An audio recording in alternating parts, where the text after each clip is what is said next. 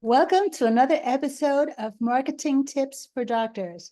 I'm your host, Dr. Barbara Hales. Today, we're lucky to have David Fish join us and join us as we delve into the world of performance anxiety with veteran educator Dr. David Lee Fish, the creator of the 5-day stage and speech fright solution. You may be wondering, why would I have an episode like this? And the reason is because as we promote ourselves and try to attract prospective patients, we need to get up on that stage and talk. And as you may have heard in the past, that people view talking on stage more deadly than death itself. Absolutely. It's the irony. Dr. Fish explains the science behind stage and speech fright, provides an overview of the course, and offers actionable advice for those struggling with anxiety. No matter who you are, this episode is packed with valuable insights to help you take control of your presence in front of others. Welcome to the show, David. Thank you so much, Barbara. Yeah, this is fascinating for me. I've been working with first my students with performance anxiety, speech fright, stage fright, the anxiety that athletes experience. That's essentially the same thing. It's all performance anxiety, right? And it strikes in so many different ways, and it is absolutely the most common fear among people. Something like 75% of people suffer from either suffer from performance anxiety, to the extent that it mars what they do to a certain extent, right? And you gave an example, the sort of traditional example of speech fright, of being in front of an audience, maybe at a lectern or something like that. But it can be anything, like me right now in front of a camera, right? And you not even in the room with me, right? And the true secret is write everything down and practice, practice, practice, just like you're going to Carnegie Hall. yeah, there we go. Otherwise, if you think that you're going to just wing it, you will just be a deer in headlights, and you'll get up on that stage and all of a sudden you look out at the sea and you lose your voice. Absolutely. I think it's a little bit more than that, though. I've come to the realization that there are kind of three factors at play whenever anyone experiences performance anxiety. The first one is you do something in front of others. The other one, and the second one, is that you feel like you're being judged. You are being judged, or you feel like you're being judged, right? That it could be something as formal as an audition, or maybe a job interview, something like that, where you are definitely being judged. But even if you only feel like you're being judged, it still factors into this. The third one is if the judgment of the people or person is negative, it would constitute some type of threat to you. You don't get the job. You don't, you lose the respect of the people that you're speaking to. And frankly, all the preparation in the world will help, but it's not going to get at that root cause of performance anxiety. That you at some level, you're fearful of that you're going to be judged, and that if that judgment is negative in one way or another, it's going to be a threat to you. Can you walk us through the 5-day solution course that you have and tell us what participants who sign up can expect to learn? Sure. Now, I call it the 5-day solution because of the book that I read, or I wrote about 5 years ago. Now, we're launching on an online course, and it's still called the 5-day solution, but it's 1 day a week. So when I do this, I also lead workshops live, and we actually can do it in 5 hours. But it isn't necessarily, I want to get, make it clear that it's not necessarily 5 days in a row. The normal way that I offer it in my online class is 1 day a week. So that'd be over 6 weeks, I guess. The first, and again, and I should emphasize that at the center of what I do with the 5-day solution is mindfulness. Now, mindfulness has become very, very popular past 5 or 10 years, maybe too popular. It's maybe suffered from its own success. But there's something very simple, effective, and, as you're probably aware, becoming scientifically proven about the benefit of mindfulness. So the 5-day solution teaches students over those 5 days to apply to learn what mindfulness is, develop their mindfulness skills, and then begin to apply it to speaking or performing. What inspired you to create this program? Did you suffer from stage fright? Oh, yeah. In fact, in the recorded webinar for one version of this is more for the performers. So there are two parallel universes here. There's a 5-day speech fright solution and a 5-day stage fright solution. They're essentially the same thing, but they differ a little bit in their perspective and emphasis. All right. So in the stage fright version of this, the webinar, I tell about the very first time I performed. When I was in high school, I got a chance to play in the band backing Sonny and Cher when they came through Tucson, Arizona. So that really tells you how you can do the math and figure out how old I am from that, right? Okay.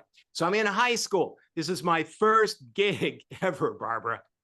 And I'm in front of thousands of people. This is before Sonny and Cher come on stage, right? And the spotlights are turned on, and they aren't in our faces. And we start playing. The band starts playing. The rhythm section starts playing. I played saxophone. The rhythm section starts playing dum bum bum ba-dum bum ba-da ba-dum bum bum, which is the vamp from one of their songs, and the beat goes on. So I'm just mesmerized, and I'm nervous too. I'm just, we call it fight or flight, right? There's the third part of it, is you probably well know, freeze. And so with all of this happening, I froze, right? And they come on stage, the rest of the band starts playing, and I am just holding my saxophone, right? The only thing that snapped me out of it was the director of the band saying, "Play, damn it!" Right? So, yeah. So I've known about stage fright from my very first time on stage, right? I became a professor of popular music at Catawba College in North Carolina. I started a program of study for students of popular music. Many, if not most of them, studied from stage fright as well. And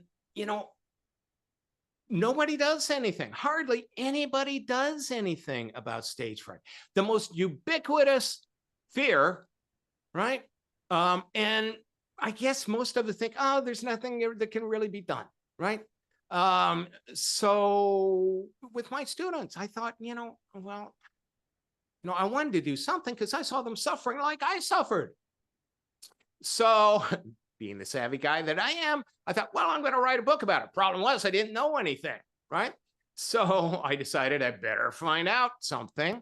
And my way of doing that was to partner with a therapist to co-author a book, right? And so we started, doing writing sessions once a week. And about a month into it, she said, well, what do you do about your stage fright? I said, well, it's kind of quirky, but I studied Zen when I was very young, when I was in 20. I actually lived in a Zen center for a year in California. And I said, the Zen master taught us about detachment. and that was kind of the best way to handle your fears, anxieties, doubts, whatever, was not to try to defeat them, conquer them, anything like that. Just detach yourself from them. They don't go away, but they kind of fade into the background.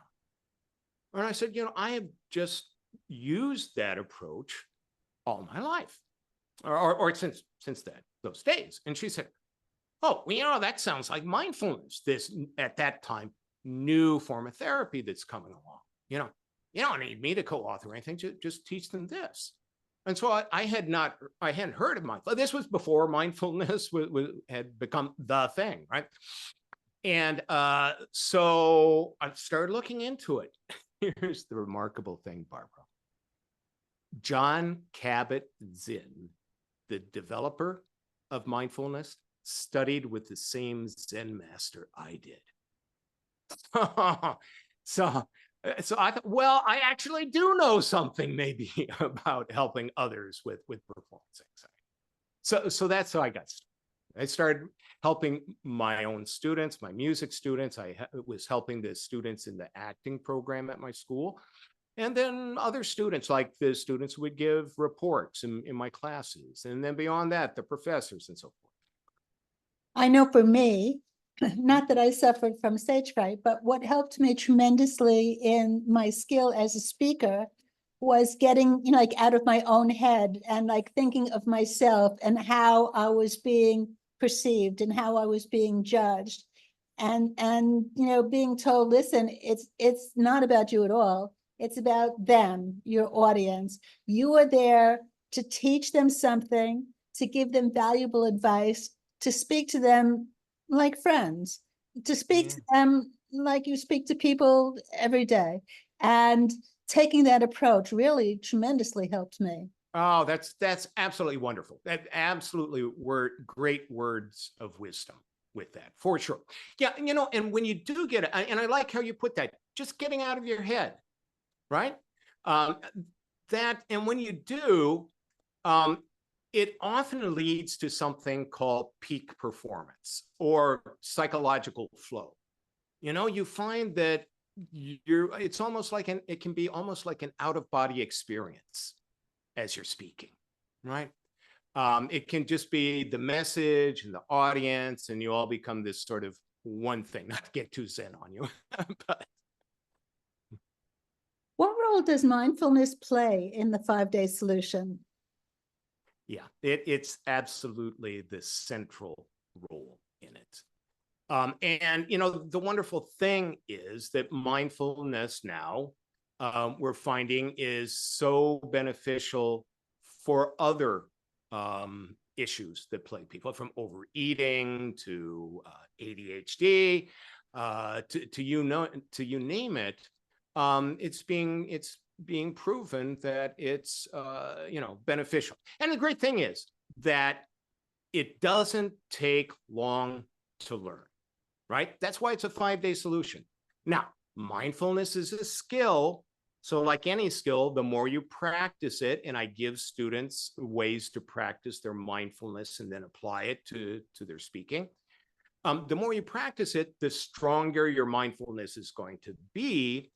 And the more you can rely on it for it to be there when you need it. So, after all these years with me, from when I was 20 years old, I mean, this is my old friend.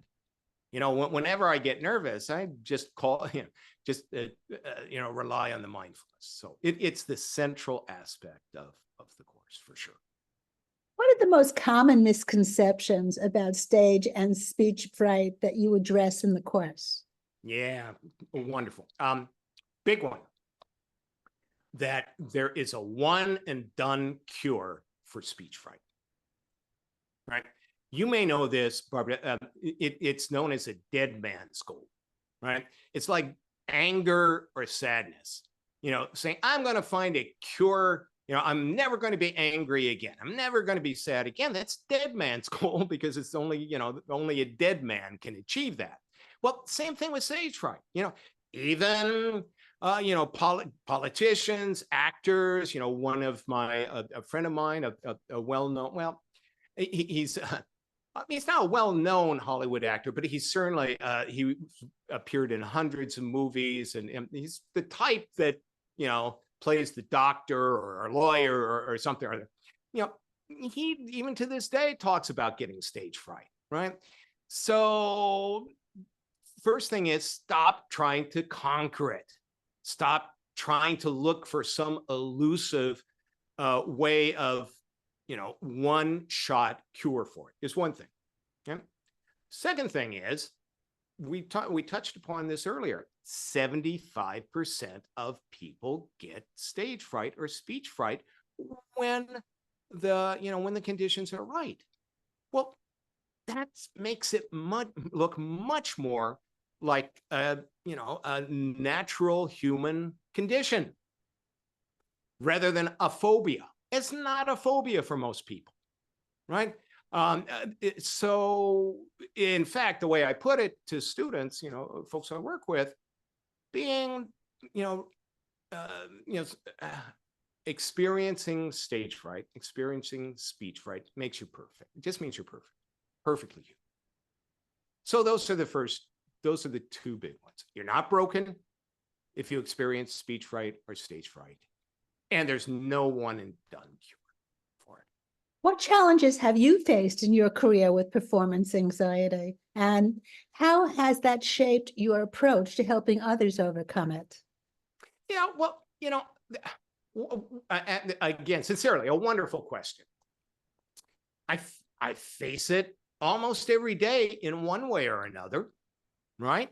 Given all of the different situations that speech fright can rear its ugly head, from talking on the phone to somebody you don't know, to doing an interview over Zoom with somebody you don't know, to all sorts of formal and informal times that it can rear its ugly head. It does all the time for me. I think it does for most people, for at least for the 75% of us who experience it, right? There is 25% who don't. But so it keeps me humble. I am, always challenged to deal with my stage fright. I'm always challenged to deal with my speech fright. But, what I have found, thanks to my mindfulness training with this Korean Zen master, is how to set that aside. And as you said, get out of your own mind. Get out of your own head. What is flow, and how does your course help participants achieve this? Yeah, I think given your audience, I think that they'll appreciate this. This comes from the psychologist Abraham Maslow, right? And Maslow came around at a time around the same time as, I believe, Freud, and a little bit later. But Maslow thought, why are we looking at people who are abnormal and trying to figure out why they're not normal? Why aren't we looking at people who are super normal and figure out what's their secret? And he found out that the one thing they share is this ability to have psychological flow. Meaning that, and we all experience, Barbara, I'm sure you do. I'm sure everybody listening here does in one way or another. They know about this state of flow or peak experience, peak performance. Reading an engrossing book, watching a movie that's, just absorbs you. Skiing, if you're an avid skier. Maybe it's jogging, where your active mind. Paul Simon had a line in one of his songs where he said, "Have you ever experienced a period of grace when your mind takes a seat behind your face?" And that's kind of it. What song was that in? Oh, I think it's called Think Too Much. It's actually called Think Too Much. And the point being that there are those times for all of us where the thinking mind melts away. and we become absorbed in what we're doing to the point we lose track of time. We forget to eat, whatever it might be. That's flow. The more you can tap into that as a speaker, as a performer, it's typically leads to peak performance. So that's what that's all. Can flow lead to rambling? It can. We see that with some politicians sometimes. They flow so much, some of them, that they don't stick to the message that they're supposed to be. And they begin speaking about Hannibal Lecter or something or other, right?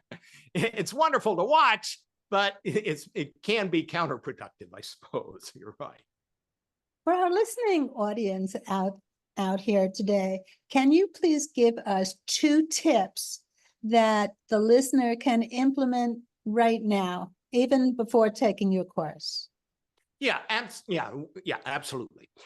In fact, I sometimes kid and say that the 5-day solution not only could be a 5-hour solution, it could be a 5-minute solution. I can tell it to you right now, right? What my course does is help a student activate that, right? Participants activate, right? But simply stop trying to, when you have negative thoughts, when you have fearful thoughts, nervous thoughts, when you perform, give a speech, stop trying to fight them. Oh, well, let's start with stop thinking there's something wrong with you. There isn't. There's some type of threat in this. There's a legitimate reason you're nervous, right? In some way, this constitutes a threat to you. Sometimes that threat's very obvious. Other times, it's very subtle, right? And buried down in therapy, they have a thing called downward arrow. To give you a quick example, if we have time, I had a student who was afraid, a very talented, singer-songwriter, who got really nervous during performances. I asked him, well, why? And he said, because I'm afraid my voice is going to crack. I said, well, big deal. That's not the end of the world as a performer, a singer-songwriter, if your voice cracks. So I said, there's got to be something deeper down in that. He said, well, yeah. I said, okay, so if that happened, what then? If your voice cracked, what then? Well, then maybe it happened again. Okay, and if that happened, then what? Well, then people might not, want to come hear me anymore. Okay, and if that happened, then what? Well, I'd have to give up my dream of being a singer-songwriter. And then what? Well, I'd have to give up on something that's very important to me. So there's often, Barbara, a legitimate reason for why you're nervous, even if it's not on the surface. Sometimes if you're auditioning for Juilliard School of Music or something, it's really obvious, why, or, an important job or asking a boss for a raise, it's pretty obvious. Other times it's there, it's just buried, right? So first of all, stop thinking there's something wrong with you and stop thinking you're getting nervous over nothing. You are, the fact that you're getting nervous means that you are getting nervous for something, right? So give yourself a break. What is the second tip? Second tip then is to stop trying to combat that fear. Just when it comes to your mind, as you prepare, as you perform, as you speak, just bring your mind back to what the job at hand, speaking, performing, right? Just bring it back. Just bring it back, right? Just bring it. Even if you need to do that over and over and over, right? That just keep bringing your attention back to speaking, to performing. I know that seems simple. That's the idea. You want it to be simple. When you're in the heat of battle, when you're nervous, you don't want some complicated sort of, regimen that's going to desert you. You want something that's simple. Just keep bringing your mind back to what you're doing, right? So that's number 2. For those people that may be saying, man, this course was just made for me. This is something I could really benefit by. How would they sign up for this course? Yeah, I like everybody to start with a recorded webinar that I offer on my website. I spoke about there being parallel universes. One is the stage fright solution, the other is speech fright solution. So in the case of the folks who would be listening and watching this, you would want to go to speechfrightsolution.com. And on that home page is the link to the webinar. And then that'll talk you through in a little bit more detail, some of the things that we've discussed today, and more detail about what the course is about. And then they can sign up from there. Now, I'm happy. This is the middle of July here, and people may be watching this 5 months from now, and so it won't apply anymore. But I'm actually offering an early bird special through the end of July, because we're just rolling out the course. So it's a good time for them. If you're watching this in the middle of July 2024, hop on it, because we're offering a significant discount. Well, that's great to hear. I found this episode to be quite interesting. Thank you so much for sharing it with us. Oh, well, thank you for the opportunity, Barbara. It just goes to show you how ubiquitous that this problem of speech fright is. If doctors who are interested in finding ways to market themselves, if there's a connection between that and speech fright, I'm not surprised anymore, but it is remarkable, isn't it? This has been another episode of Marketing Tips for Doctors with your host, Dr. Barbara Hales. Till next time.